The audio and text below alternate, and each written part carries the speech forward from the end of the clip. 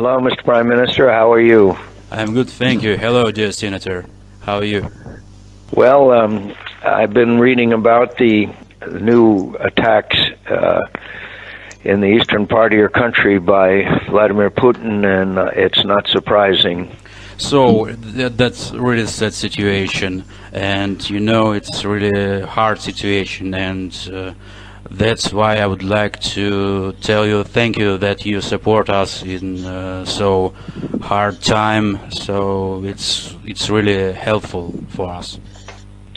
Well, I'm putting on a statement today and a letter to the President saying that it's important for us to provide lethal defensive weapons to your country and do it immediately. It is authorized in the legislation we passed last year. You know, I would like to talk to you about sanctions, especially sanctions against Russia. We have also heard that you may be aware of the fact that our country has a very large package of sanctions against the government officials of Russia. We also know that there are similar laws in your country as well. We are disappointed to hear the recent news in the media that the United States want to lift the sanctions. How probable is this scenario in 2017?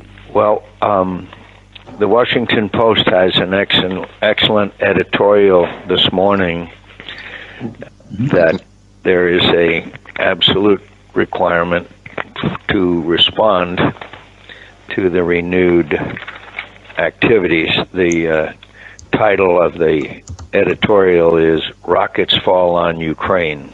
That's absolutely true, and our town Avdiivka had big damage from Russian army. Well, I'm sending a letter to the President to urge him to announce the provision of lethal defensive weapons to your country, and none of us, and I'm sure you, Mr. Prime Minister, are not surprised that Vladimir Putin should decide to test the new president. Absolutely, I agree totally, and I hope that President Trump will press on Putin because of these events. What happened? And I will do everything I can to be of assistance. I heard you want to make new sanctions, and we plan to make new sanctions against Russia because of hacking attacks. We want to make the same law in our parliament. I have to be very frank with my friend, the Prime Minister, and that is that I do not know what the President is going to do. At least in the beginning, he's not been specific, but apparently for now, he is not for removing sanctions. As you know, we in the Senate and Congress have stated if that he relaxes those sanctions, we will act legislatively. That won't be easy, but we will certainly make that effort. Of course. It is a fact that Vladimir Putin tried to affect the outcome of our election. I will keep you informed as I hear of the decisions that are made by the White House. As you know, there's a great deal of confusion now, but we will continue to advocate, including our Senate leader, Senator McConnell, for maintaining sanctions and increasing sanctions. But I have to tell you, my friend, I cannot predict what this president will do. That's why we must keep the pressure on. Do you think that Trump is a friend of Putin? Do you really think so?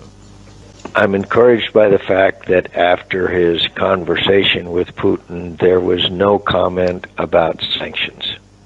But again, my dear friend, I cannot predict. I think the important people right now is Tillerson, who, although friends with Putin at one time, must be very careful because of the process of his confirmation as to how he handles the sanctions issue. I kind of think he will be very cautious. I do know that General Mattis is strongly in favor of sanctions, and he is, as you know, extremely influential. My friend, I will never stop working. I will do everything I can, and I wish I could predict more about what Trump is going to do, but the fact that he has not said anything since he has become president may give us a small bit of optimism, but these are the most challenging times in the years that I have been here. We are also worried about the fate of the NATO and the EU, and we are afraid that the US will leave and withdraw from participation in this organization. We really want to become members of these two unions. In your opinion, what do we need to do in order to become members of this organization? At least 1 year. What we need to do? I think you should state your strong commitment to being a member of NATO, but I don't think anything is going to happen until the whole issue of U.S.-Russia relationship is settled. And you and I know Vladimir Putin. He is not ready to stop his aggression, not only against you, but the Baltics and in Syria. So in the long run, I think we are going to be in the most challenging time, which means there will be more support for Ukraine membership in NATO. At the moment, I would just, if I were you, I would just restate our desire to be members of NATO, and let's see what happens in the next few months. We have information that Putin is preparing a series of compromising material for the U.S. public that concerns you directly. They are planning to spread the information that you have been collaborating with the Russian secret services and that you have been recruited while in captivity in Vietnam. But and it will be soon published by Russia Today.